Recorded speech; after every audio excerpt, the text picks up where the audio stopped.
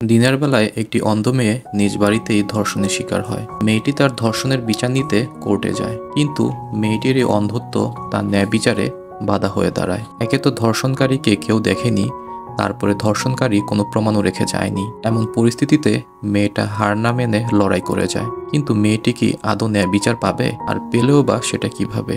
জানতে হলে তোমাদেরকে সম্পূর্ণ ভিডিওটি দেখতে হবে। তো চলো সরাসরি গল্পে ঢুকে পড়া যাক। মুভির শুরুতে আমরা দেখতে পাই একদল পুলিশ অফিসারকে একজন লোক অপরাধের খবর দিয়ে ডেকে আনে। পুলিশরা আসার পর জানতে পারে মায়া নামে এক অন্ধ মেয়েকে ধর্ষণ করা হয়েছে। পুলিশ মেয়েটিকে জিজ্ঞাসা করতে শুরু করলে মেয়েটি তখন বলে, সেদিন আমি বাড়িতে একাই ছিলাম, কিন্তু যেহেতু আমি চোখে দেখতে পাই না তাই ধর্ষণকারীকে আমি চিনতে পারিনি। এরপর মায়ের পরিবার সবাই থানা থেকে বাসায় ফিরে আসে। রাতে বাড়ি ফেরার পর মেয়েটি তার ঘরে ঘুমিয়ে পড়ে। পরের দিন সকালে মায়ের বাবা আবারও পুলিশ অফিসারদেরকে বাসায় ডেকে আনে। তখন সে তাদেরকে একটি মাটির তৈরি একটি মানুষের ভাস্কর্য দেখায়। মায়া অন্ধ হলেও সে একজন ভালো মানের আর্টিস্ট ছিল। তখন তার বাবা পুলিশ অফিসারদেরকে বলে মায়াকে যে ধর্ষণ করেছে এই সেই ধর্ষণকারী। তখন পুলিশ অফিসাররা মায়ের বাবাকে বলে মায়া অন্ধ হওয়া সত্ত্বেও সে কিভাবে এই মানুষটির মুখটি চিহ্নিত করলো। তখনই মায়া পুলিশ অফিসারদেরকে বলে উঠে যখন তাকে সেই লোকটি ধর্ষণ করছিল সে তার মুখটি তখন স্পর্শ করে দেখেছিল। মায়ের বাবা পুলিশকে জানায় যে তাদের একটি ছেলের উপর সন্দেহ রয়েছে। এই ঘটনা ঘটার একদিন আগেই মূর্তির মতন দেখতে একজন লোক তাদের বাড়িতে এসেছিল ঠিকানা চাইতে। সে ছেলেটি মূলত মায়াদের প্রতিবেশীর বাড়িতে এসেছিল। পুলিশ তখন তাদের প্রতিবেশী বিনোদ নামে একটি ছেলেকে এই বিষয়ে জিজ্ঞাসা করে। পুলিশ বিনোদকে বলে, ছেলেটির তোমার কি হয়? বিনোদ তখন বলে, সে আমার খুবই ভালো বন্ধু, আর সেই ছেলেটির নাম ছিল মাইকেল, যে কিনা তারই সহপাঠী। মাইকেল তার বিয়েতে বিনোদকে নিমন্ত্রণ জানাতে এসেছিল। পুলিশ বিনোদ থেকে খবর নিয়ে মাইকেলকে এয়ারপোর্ট থেকে আটক করে। থানায় অনেকগুলো মানুষের মধ্যে মাইকেলকে দাঁড় করানো হয় এবং মায়াকে বলা হয় মাইকেলকে খুঁজে বের করার জন্য। মায়া সেখানে থাকা সকল লোকদের চেহারা স্পর্শ করে দেখে এবং এক পর্যায়ে সে মাইকেলের চেহারা স্পর্শ করে তাকে চিনে ফেলে। পুলিশ তখনই মাইকেলকে শনাক্ত করে ফেলে এবং ঘটনাটি সমস্ত জায়গায় ছড়িয়ে পড়ে। আসলে মাইকেল ছিল একজন বড় বিজনেসম্যানের ছেলে। মাইকেলের বাবা তার ছেলেকে বাঁচানোর জন্য রাজশেখর নামে একজন স্বনামধন্য উকিলকে দায়িত্ব দেন।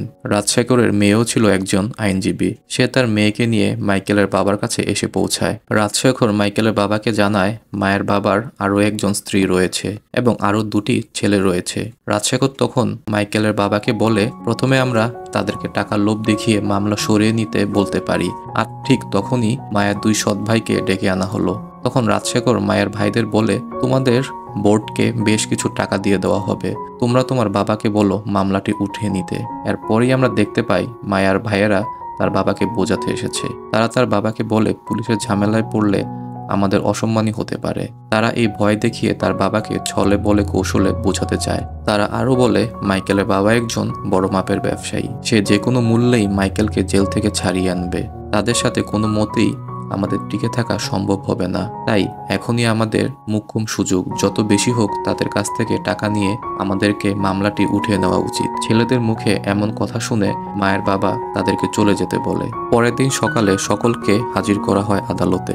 আদালতে মাইকেলের উকিল রাজশেখর বলতে শুরু করে এই ঘটনাটি একটি অন্ধ মেয়েকে ধর্ষণ করা হয়। আদালতে মাইকেলের উকিল রাজশেখর বলতে শুরু করে এই ঘটনাটিতে একটি অন্ধ মেয়েকে ধর্ষণ করা হয়।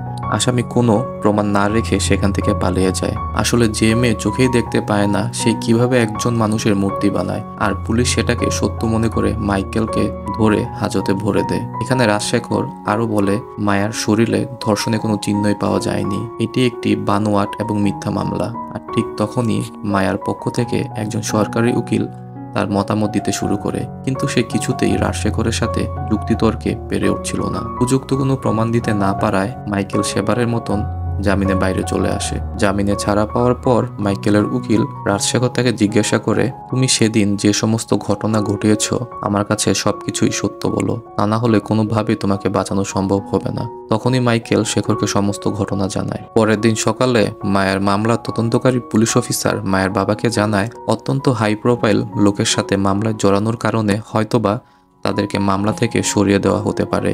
এজন্য পুলিশ অফিসার তাদেরকে বলে এজন্য একজন অভিজ্ঞ উকিল দরকার। আর সে কারণে তাদেরকে আদালতে আবেদন করতে হবে এবং সে তাকে আরো বলে তাকে না জানিয়ে কোনো কাজই যেন তারা নিজেরা না করে। মামলাটি বানচাল করে দিতে কিছু মানুষ মায়ের বাবার কাছে আসে, কিন্তু মায়ের বাবা তাদেরকে কোনো পাত্তাই দেয় না। তখনই সেই তদন্তকারী পুলিশ অফিসার বিজয় মোহন নামে একজন সাসপেন্ড লয়ারের সাথে দেখা করতে যায় আর তার সাথে সমস্ত ঘটনা খুলে বলে। তখন পুলিশ ইন্সপেক্টর আরো বলে যে আপনাকে আমরা মায়ের মামলার আইনজীবী হিসেবে দেখতে চাই। তখন সেই আইনজীবী তাদেরকে জানায়, আমি দীর্ঘদিন ধরে এই পেশা থেকে অব্যাহতি নিয়েছি, তাই হয়তোবা আমি ধারণা করছি আমার দ্বারা এই মামলার লড়া ঠিক হবে না। বারবার অনুরোধ করার পরও বিজয় কোনোভাবে রাজি হচ্ছিল না, তাই সকলের রিকোয়েস্টে সে মায়ের বাড়িতে মায়ের সাথে একবার দেখা করতে যায়। বিজয় তখন মায়ের সাথে কথা বলতে থাকে। সে মায়েকে বলে, আমি দীর্ঘদিন যাবৎ আইনি পেশা থেকে দূরে রয়েছি, আমি আমার আত্মবিশ্বাসও হারিয়ে ফেলেছি, তাই আমার দ্বারা সম্ভব হবে না তোমার এই মামলাটার লড়া। তখনই মায়া বলতে থাকে, আমি খুব অল্প বয়সে আমার বাবা মাকে হারিয়ে ফেলেছি, এরপর আমার দৃষ্টিশক্তিটাও চলে যায়। আমার এই অবস্থার জন্য প্রতিনিয়ত মানুষের কাছে আমার কথা শুনতে হয়। আমি আমার মানসিক শক্তি হারিয়ে ফেলেছি, কিন্তু আমাকে যারা খারাপ বলে তাদেরকে আমি ভয় পাই না। আর আমি ভালো করেই বুঝতে পেরেছি আপনি আমার মামলাটা লড়তে চাচ্ছেন না, আর আপনি আমাকে কোনো মতেই কষ্ট দিতে চাচ্ছেন না। আমি আপনার সাথে কথা বলে যতটুকু বুঝতে পেরেছি আপনি একজন ভালো মনের মানুষ, তাই আপনি মুখের ওপর সরাসরি না করে দিয়ে আমার মনে কষ্ট দিতে চান না। এরপর দেখা যায় বিজয় সেখান থেকে বেরিয়ে আসে এবং সে তখনই তাদেরকে বলে, আমি কোনোভাবেই এই মেয়েটিকে হেরে যেতে দিতে পারি না। এরপর বিজয় মায়ের মামলার তদন্ত শুরু করতে থাকে। সে সাথে সে প্রমাণও খুঁজতে থাকে যেন মায়ের মামলার মাইকেলকে যথাযথ শাস্তি দেওয়া যায়। এরপর বিজয় মায়ের বাবা মা ভাই সহ প্রতিবেশীদের সবার সাথে কথা বলতে শুরু করে। বিজয় যখন আদালতে পৌঁছায় তখন তার সাথে মাইকেলের উকিল শেখর এবং তার মেয়ে পূর্ণিমার সাথে দেখা হয়ে যায়, কিন্তু তারা একে অপরের সাথে কথা বলে না। আসলে এর পিছনে একটা মুখ্য কারণ রয়েছে। কিছু বছর আগে বিজয় রাজশেখরের সহকারী হিসেবে কাজ করতেন। তখন পূর্ণিমা ছিল একজন জুনিয়র ট্রেনার। পরবর্তীতে একসময় দেখা যায় বিজয় এবং পূর্ণিমাকে একে অপরকে পছন্দ করতে শুরু করে, কিন্তু পূর্ণিমার বাবা অর্থাৎ রাজশেখর এই সম্পর্কটা কোনোভাবেই মেনে নেননি। তাই রাজশেখর মিথ্যে মামলায় বিজয়কে কিছু বছর আইনি পেশা থেকে সরিয়ে দেয়, আর তারপর থেকে বিজয় আর আইনি পেশায় নিয়মিত ছিলেন না। যাই হোক, এরপরে ঘটনাটা আবার আদালতে ফিরে আসে। এরপর দেখা যায় দুই পক্ষের সকল লোকই উপস্থিত রয়েছেন। আদালতে প্রথমে মায়ের বাড়ির কাজের লোককে ডেকে আনা হয়। বিজয় তখন তাকে প্রশ্ন করে, সেদিন কি হয়েছিল, আপনাকে কিছু জানেন? তখন সেই মহিলা বলতে শুরু করে, সেদিন সকালে মায়ের মা বাবা একটি বিয়ের অনুষ্ঠানে চলে যাচ্ছিল। তখন আমি আমার কিছু ব্যক্তিগত কাজের জন্য ব্যাংকে চলে যাই। ব্যাংক থেকে ফেরার পর আমি মায়েকে দেখে প্রচন্ড ভয় পেয়ে যাই। তারপর আমি মায়ের মা বাবাকে ফোন করি, কিন্তু কাউকে আমি ফোনে না পেয়ে তাদের বাড়ির পাশে থাকা প্রতিবেশীদের সমস্ত ঘটনা খুলে বলি। তারপর তাদের প্রতিবেশী পুলিশ অফিসারকে ডেকে আনে। ততক্ষণে মায়ের মা বাবাও বিয়ের অনুষ্ঠান থেকে চলে আসছিল। তারপরে আদালতের বিচারক বিপক্ষ দলের উকিল শেখরকে ওই কাজের মহিলাকে প্রশ্ন করতে বলে। শেখর তখন মহিলাকে জিজ্ঞাসাবাদ শুরু করে। শেখর বলে তাদের বাড়িতে মোট কয়টি চাবি রয়েছে।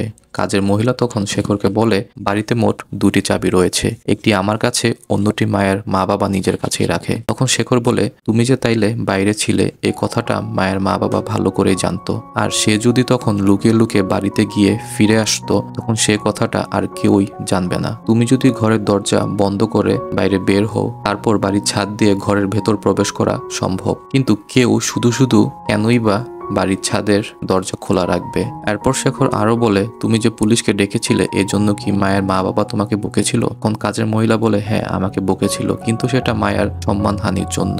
এরপরে আবারও দেখা যায় বিজয়মোহন মায়ের মাকে প্রশ্ন করতে শুরু করে এবং বলে যে, আপনি কি কখনো মাইকেলকে দেখেছেন? তখন মায়ের মা বলে যে মাইকেলকে সেদিনকার প্রথম তার বন্ধুর ঠিকানা চাইতে এসেছিল, তখন সে তাকে প্রথম দেখেছিল, আর হয়তোবা সেই দিনই তাকে বিয়ের দাওয়াত এবং পরের দিন মায়া বাসায় একা থাকার কথাটা জেনে গিয়েছিল। তারপর বিপক্ষ দলের উকিল মায়ের মাকে প্রশ্ন করতে শুরু করে। জয়শেখর তখন মায়ের মাকে বলে, আপনি মায়ার সৎ বাবার সম্পত্তি দেখে বিয়ে করেছিলেন, আর আপনি আগে থেকেই জানতেন যে মাইকেল ধনী পরিবারের সন্তান, আর আপনি তাদেরকে টাকার লোভ দেখিয়ে নিজের মেয়েকে দিয়ে এই জঘন্য কাজ করিয়েছেন। এরপর শেখর মায়ার সৎ বাবাকে ডেকে আনে। সে তাকে বলে, আপনি মায়ার জন্মদাতা পিতা নন, কিন্তু সেদিন আপনি আপনার কাজের মেয়েকে ব্যাংকে পাঠিয়েছেন, আর আপনার স্ত্রীকে বিয়ের অনুষ্ঠানে দিয়ে আপনি পুনরায় বাড়িতে চলে আসেন আর নিজের মেয়ের উপর নির্যাতন করেন। তখন মায়ের বাবা এই মিথ্যা অপবাদ শুনে কান্নায় ভেঙে পড়েন। এরপরে আমরা দেখতে পাই সেদিনকার মতন আদালত মুলতবি ঘোষণা করা হয়। এর পরের দৃশ্যে দেখা যায় বিজয় মায়াকে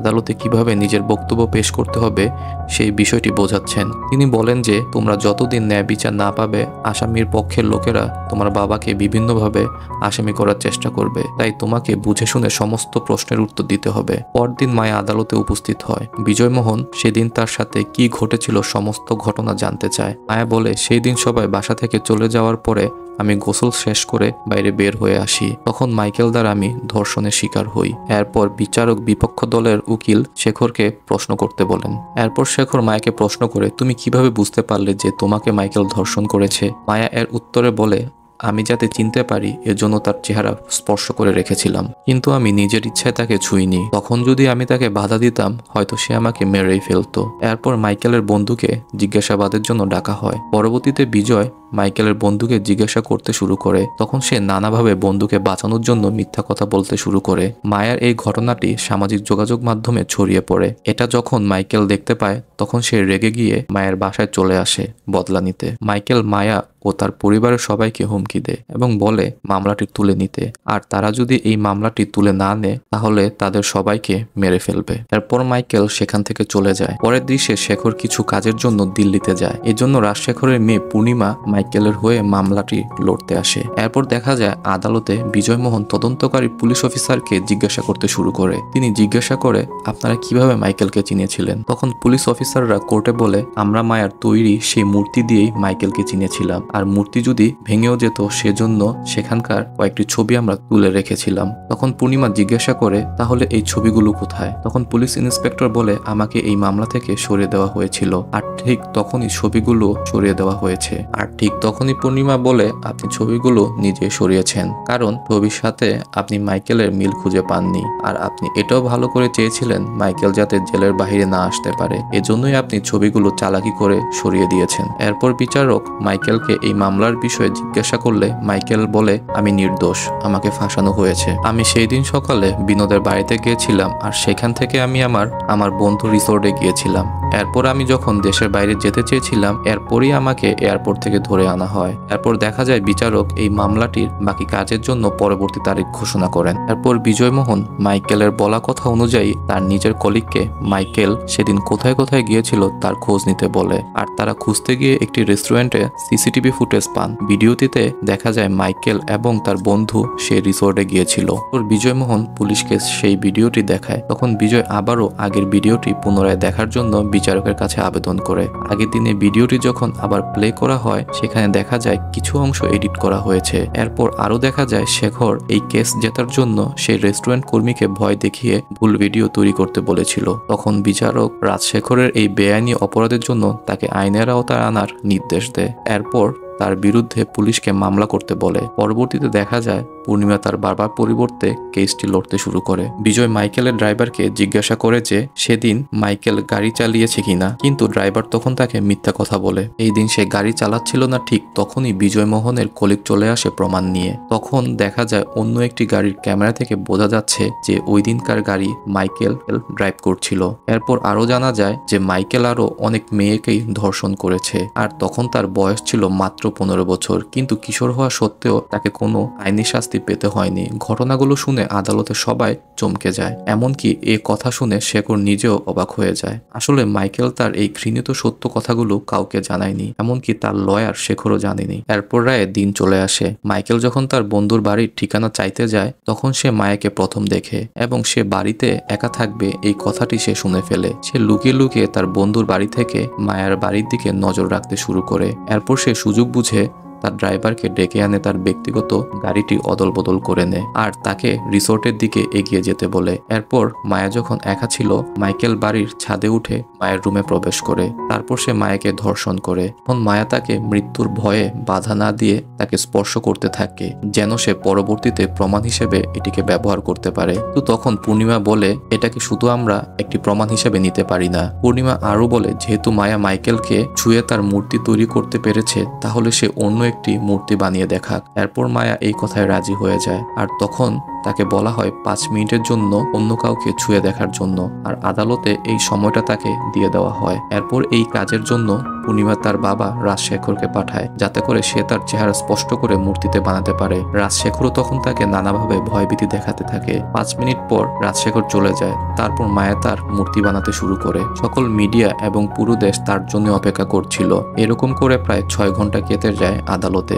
বিচারকদের সামনে সেই মূর্তি নিয়ে আসা হয়। বিচারক সহ এবং পুরো সোশ্যাল মিডিয়া তখন এই মূর্তিটি দেখে অবাক হয়ে যায়, কারণ মূর্তিটি ছিল একেবারেই শেখরের মতন দেখতে। সর্বশেষে আদালতের বিচারক বুঝতে পারে মায়া সত্যি কথাই বলছিল। তারপর মাইকেলকে আসামি হিসেবে সাব্যস্ত করা হয়। বিচারক মাইকেলকে আজীবন কারাবাস এবং 2 লক্ষ টাকা অর্থদণ্ডের আদেশ দেয়। এরপর মায়া তার পরিবার সহ বিজয় মোহনকে অনেক ধন্যবাদ জানায়, আর সবাই কান্নায় ভেঙে পড়ে। আর সেই সাথে এতদিন মায়ের সম্মানহানির জন্য তার অস্তিত্বকে লুকিয়ে বেড়াতে হয়েছিল, আজ সে তার সম্মান নিয়ে সকলের সামনে বেরিয়ে পড়ে। আর মুভিটা এখানেই শেষ হয়ে যায়। তো বন্ধুরা, মুভিটি কেমন লেগেছে? যদি মুভিটির এক্সপ্লেনেশন আপনাদের ভালো লাগে, অবশ্যই আমার চ্যানেলটাকে লাইক, কমেন্ট এবং সাবস্ক্রাইব করে দিবেন আগামী ভিডিও দেখার জন্য। ততদিন পর্যন্ত অপেক্ষা করুন। টাটা।